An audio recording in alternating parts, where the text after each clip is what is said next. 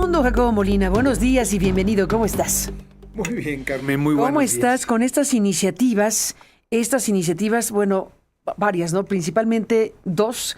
La que tiene que ver con el planteamiento de anular elecciones. Así es. Si se muestra o demuestra que hay algún tipo de intervención extranjera y otras cuestiones como manipulación mediática o una serie de cosas que uno dice, a ver, alto aquí. Alguien me decía, es un tipo de ley tipo régimen Daniel Ortega de Nicaragua. Así es. En donde puede haber la inhabilitación de personas como lo hicieron en Nicaragua para que se anulen elecciones o simplemente no participes, porque está por un lado la anulación de elecciones por una serie de preceptos que ya nos contarás tú los detalles, o bien el, entre comillas, blindaje y que los partidos que quieran, puede haber una comisión de 5 consejeros electos, vamos a ver cómo, para que entonces ellos determinen con la información que puedan tener de la Fiscalía General, de la Unidad de Inteligencia Financiera, de la Comisión Nacional Bancaria de Valores, información sobre si este candidato sí o no es potable y no es narco. A ver, detengámonos en estas dos iniciativas y hacia dónde se dirige todo esto.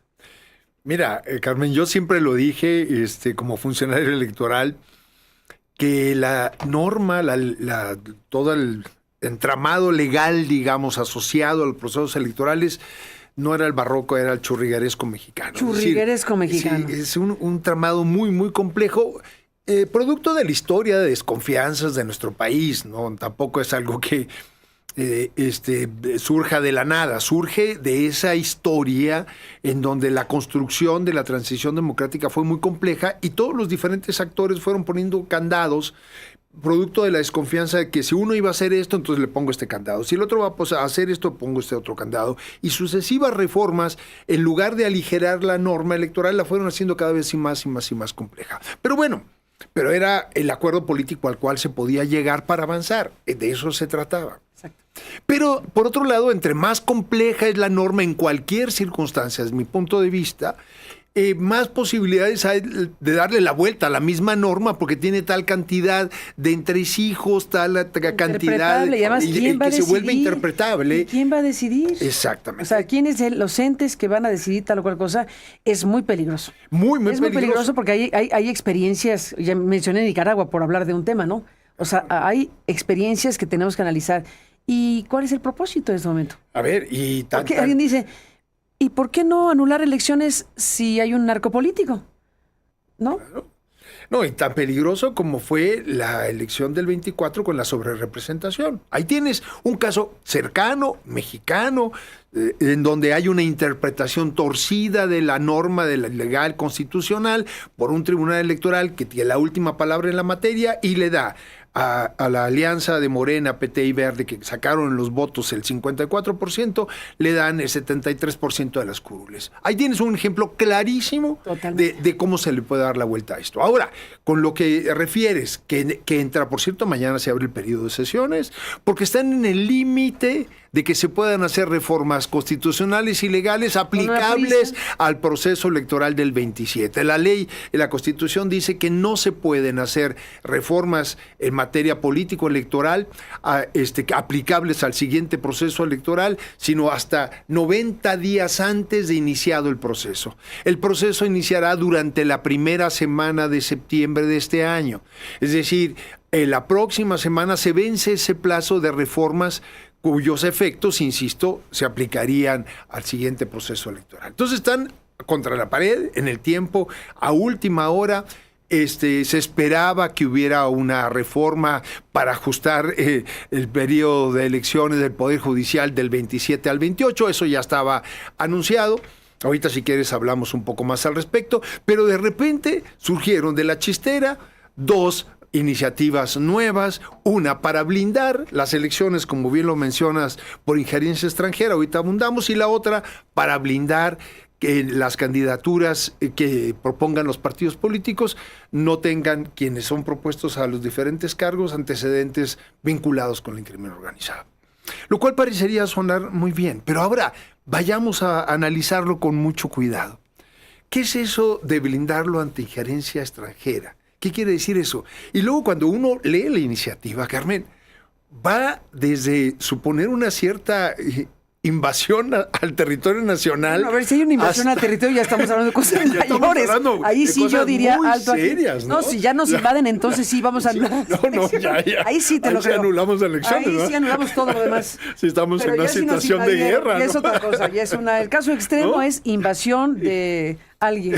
No A partir debería de eso. llamar risa. No pero a debería llamar a risa. Es una cosa muy seria, pero... No, sí, a partir de modo. que, sí, no es de risa que nos invadan, por supuesto que no, No, pero claro que ese no. es el caso extremo. Pero a partir de eso, hacia abajo, una gama de posibilidades que uno dice, a ver, A ver, hasta cuestiones de injerencia mediática. imagínate, ¿Qué quiere decir? Que si hay... interprétate esto, interprétate Si hay esto. una pronunciamiento a través de algún punto del globo terráqueo en Internet contra una política del actual gobierno, podría aducirse que eso tuvo influencia en el resultado electoral si el resultado no me es favorable.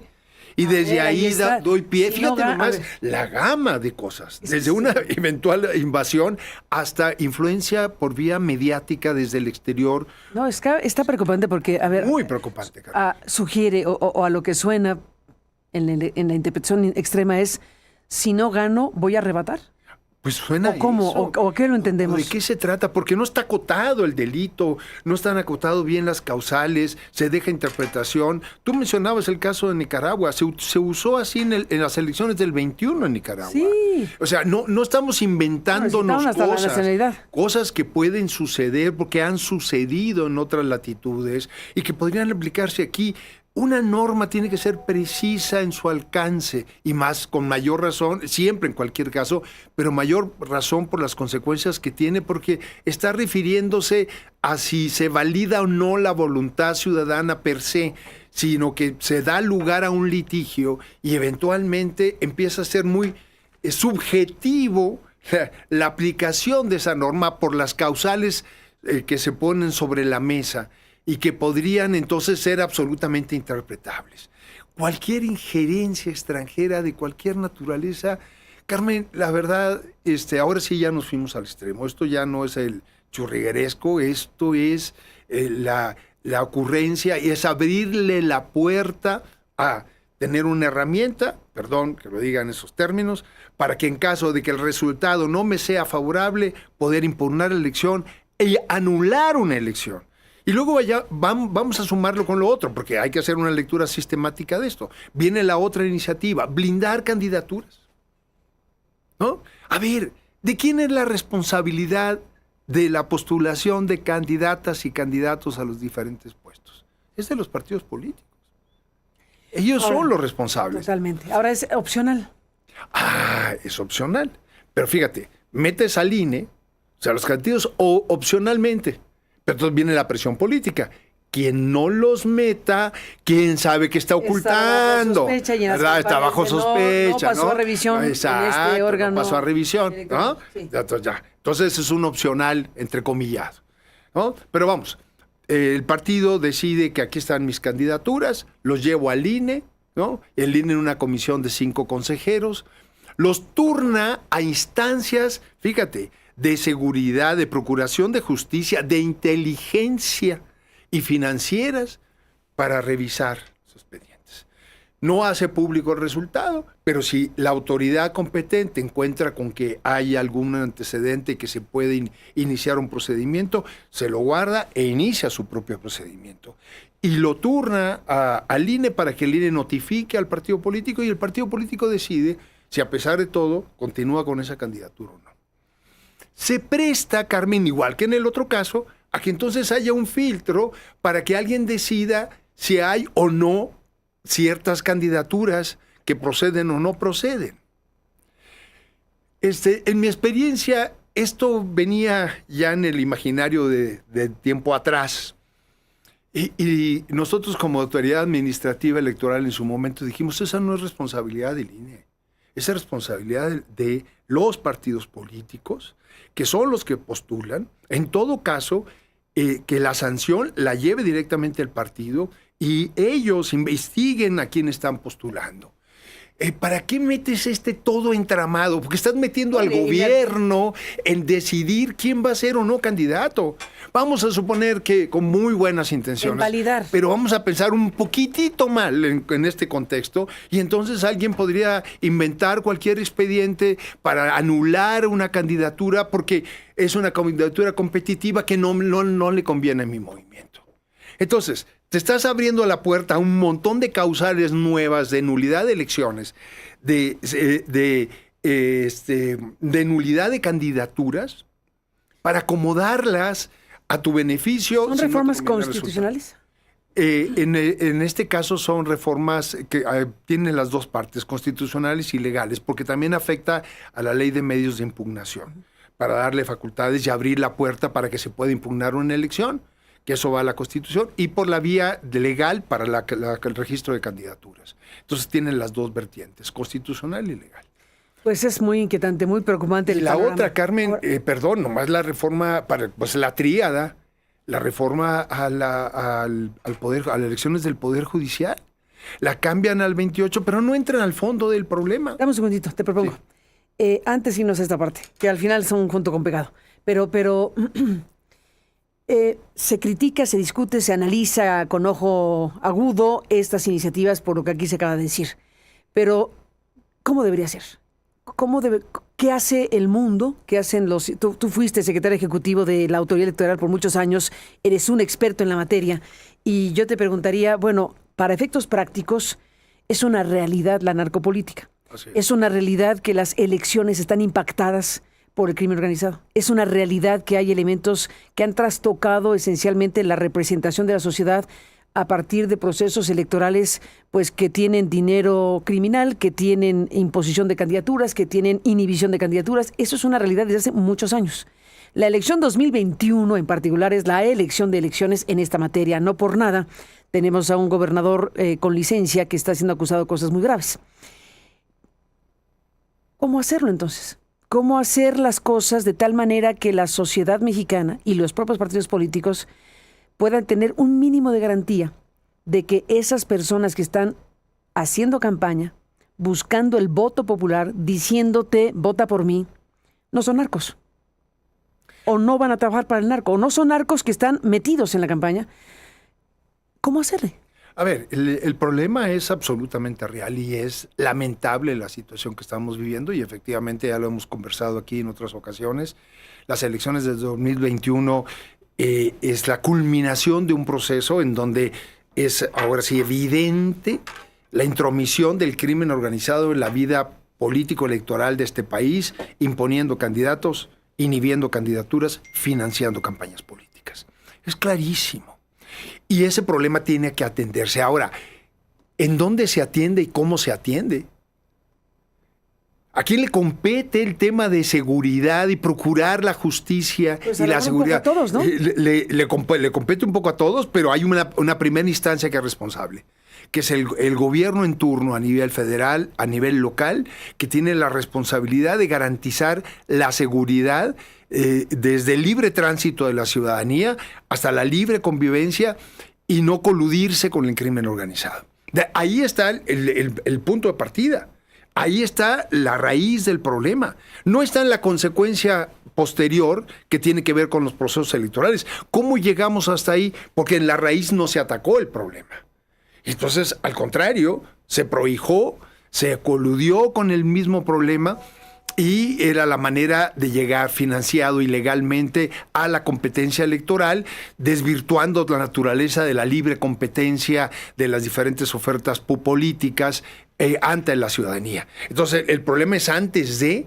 Lo vas a cargar ahora en la organización del proceso electoral, vas a meter a la autoridad administrativa electoral que no tiene facultades para eso, que no está preparada para eso, que no tiene elementos para eso, que al contrario, tienes que coadyuvar con ella para que pueda desplegarse toda la logística electoral. Le vas a cargar en el último eslabón de la cadena la responsabilidad que viene desde antes.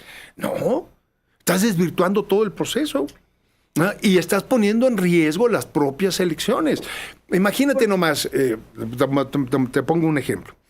En este gran despliegue logístico que implica la organización de una elección, que la autoridad administrativa detecte por error en el recorrido del territorio que en tal lugar detectan que hay movimientos ilegales, fue gente armada que no es gente de la seguridad pública, ni federal, ni local, ni la Sedena, ni la Marina, y lo denuncie ante la autoridad competente como sucede.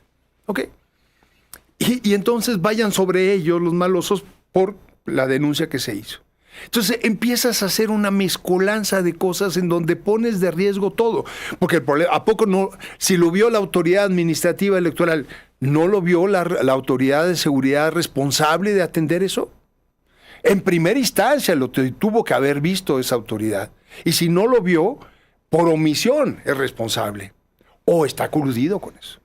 Entonces, es otra vez querer tapar el sol con un dedo, meter hasta el último eslabón de la cadena la pretensión de resolver el problema cuando el problema está antes y darse a quien está en el gobierno la posibilidad con causales subjetivas poco delimitadas o nada delimitadas sobre la calificación de las elecciones y la decisión sobre quiénes son las candidaturas, la posibilidad entonces a quitarte a contendientes de encima de la mesa, o bien, si el resultado a pesar de todo no te es favorable, tener argumentos para llevar a la autoridad jurisdiccional para anular hasta una elección.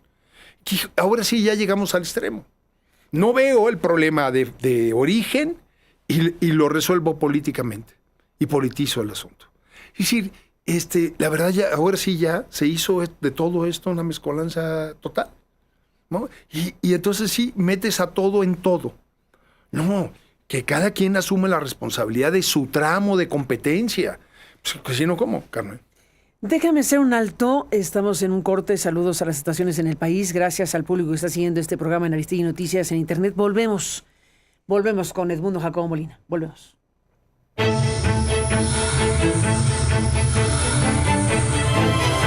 Lo mejor de Aristegui Noticias.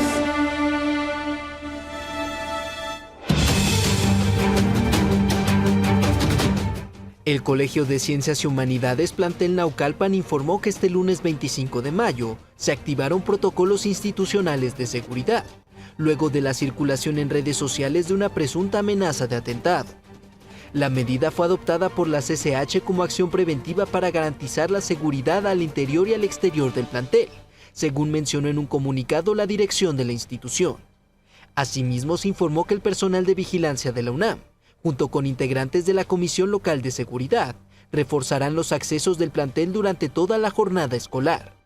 El Ministerio de Exteriores de Rusia instó este lunes a los ciudadanos extranjeros, incluyendo personal de misiones diplomáticas y de oficinas de organizaciones internacionales, a abandonar la capital ucraniana de Kiev, ante una inminente oleada de ataques rusos contra instalaciones militares. Las Fuerzas Armadas rusas han empezado a llevar a cabo ataques sistemáticos en contra de instalaciones del complejo militar industrial ucraniano en Kiev, incluyendo lugares específicos donde se diseñan, fabrican, programan y preparan vehículos aéreos no tripulados, utilizados por el régimen de Kiev, con asistencia de especialistas de la OTAN, indicaron en un comunicado. El ejército de Israel emitió nuevas órdenes de evacuación para la localidad de Tiro, así como sus alrededores, esto de cara a nuevos bombardeos en contra de estas zonas, a pesar del alto al fuego entrado en vigor desde mediados de abril, el cual ha estado marcado por los continuados ataques israelíes y el lanzamiento de drones por parte del partido milicia chií Hezbollah.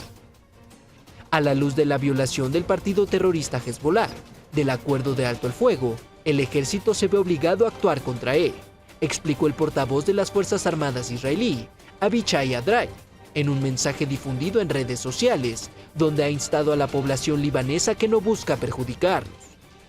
Para más información, consulta nuestro sitio www.aristeguinoticias.com.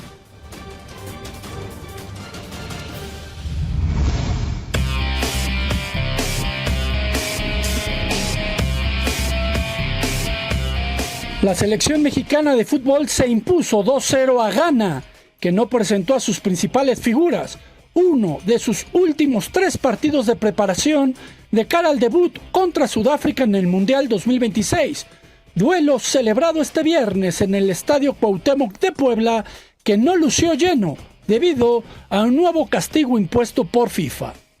El encuentro amistoso sirvió para que sendos técnicos observaran a la mayor cantidad de jugadores posibles y se inclinó en favor del tricolor desde el inicio, toda vez que Brian Gutiérrez capitalizó un grave error del arquero ganés Benjamin Azare en la salida apenas al minuto 2.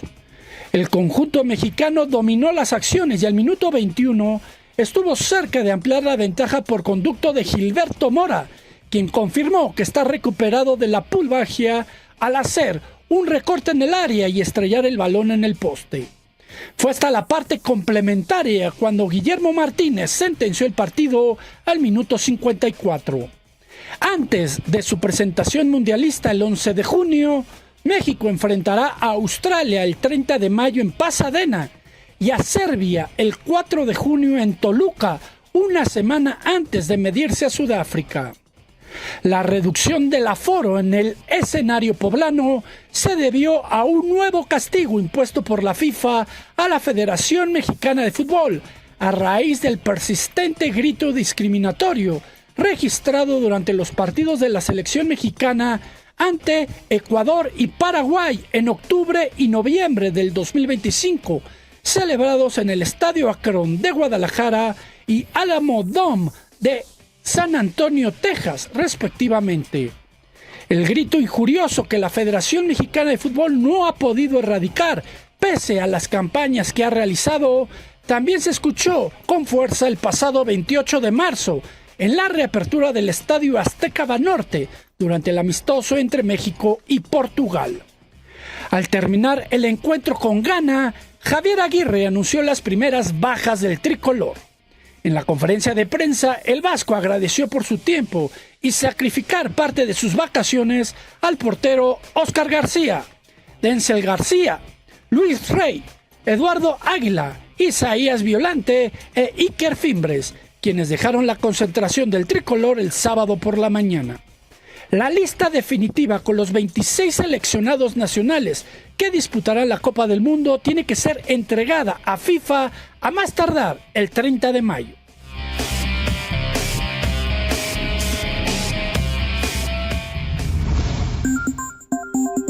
Buzón de voz.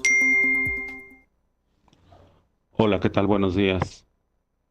La verdad yo todavía no entiendo por qué hay tantas personas que normalmente dejan mensaje aquí en el programa para quejarse de que si de los invitados, que si de la forma de dar las noticias, que si porque no dicen cosas buenas del gobierno actual, de cómo se da la opinión.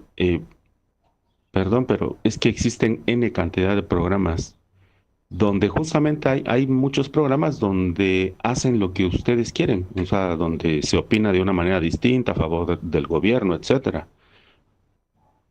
Y bueno, yo hago lo mismo, o sea, más bien esos programas, justamente que no me gusta por ese perfil, pues no lo veo. Simplemente es sencillo, no lo veo. No sé por qué hay tanta gente que si se queja del programa, pues lo sigue viendo. No sé, o es masoquista o a lo mejor internamente aceptan que justamente en este programa hay veracidad, hay objetividad, hay buena información, pero a la vez les duele estar escuchando constantemente cosas contrarias a lo que son sus ideales. Siento que estos minutos que nos dan pues deberían ser bien aprovechados para debatir justamente los temas, argumentar, estar de acuerdo con el tema, pero no para estarse quejando el programa. O sea, siento que la verdad ahí sí es un desperdicio. En fin, Gilberto Hernández de la ciudad de Oaxaca. Carmen, un gran saludo para ti y para todo tu equipo. Yo soy Salvador Reyes Treviño y te estoy hablando desde la Colonia Guerrero en la Ciudad de México. Me parece que la forma en que se vierten los comentarios es importante. Es importante cuidar las formas, es importante respetar las opiniones de los demás. Y esto viene a colación por la forma en que el trabajador del INE adjetivó primero tu nota y luego a los que te seguimos. Más allá de cualquier atención o no que merezca este comentario, lo que es relevante es cómo necesariamente vamos cayendo en esa polarización, esa división que con saña insiste la clase política en generar entre nosotras y nosotros los mexicanos. Yo creo que al final el no estar de acuerdo en una opinión no implica tener como el principio del respeto a las diferencias, a las disidencias, a tener como una perspectiva distinta de lo que está sucediendo en cada quien, y en ese sentido tomarla como un punto de vista tan solo. Yo creo que al final deberíamos de insistir en que hay una convivencia en comunidad que no podemos poner en entredicho y que esa pasa por el respeto. Gracias y un gran saludo para ti y para todo tu equipo. Tu opinión nos importa. Buzón de voz. Envíanos un mensaje de voz por WhatsApp al 55 48 82 88 22, 55 48 82 88 22. Incluye tu nombre y lugar donde vives. Tu opinión nos importa.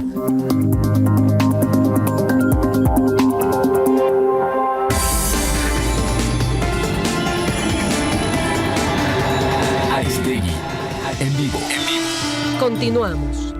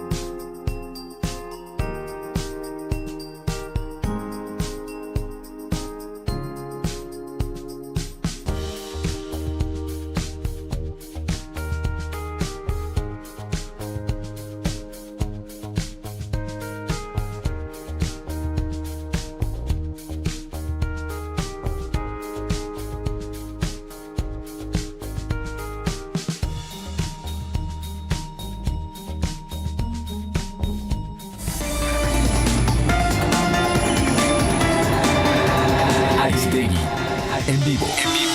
Regresamos. Edmundo Jacobo Molina. En Aristegui Noticias. En Aristegui Noticias. Nos vamos, Edmundo Jacobo, de esta mesa. ¿Cómo te despides? Muy preocupado, Carmen, es la verdad. Son demasiadas cosas las que están sobre el tablero. La visita recientemente del jefe de seguridad interna de Estados Unidos, lo que está pasando en Chihuahua, la visita del senador Corral a Sinaloa, el caso del senador Insunza que no termina de pedir una licencia, las comparecencias que están previstas con la gobernadora de Sinaloa y los funcionarios sinaloenses. Y además el conjunto de reformas a última hora para mover la fecha de la elección del Poder Judicial, pues sí había que hacerlo, porque si no, todo el entramado de las elecciones del próximo año están en duda, pero además no resuelven el problema que va a pasar en el 30. Va a volver a coincidir la elección judicial con una elección más compleja que implica la presidencia de la República, y además le suman posibilidades abstractas, subjetivas para anular una elección o anular candidaturas. La verdad, no estamos entrándole al fondo de los problemas, y la 4T está más bien pretendiendo blindarse ante la eventualidad de un fracaso electoral ya no en el 30 solamente, sino en 2027, Carmen. Ni más ni menos. Edmundo Jacobo Molina, gracias por estar aquí. Buena semana. Muy buena semana. Complicado todo. Complicado. Gracias por estar aquí. Hasta la próxima. Hasta la próxima. Edmundo Jacobo Molina. En Aristegui Noticias. En Aristegui Noticias. Aristegui en vivo.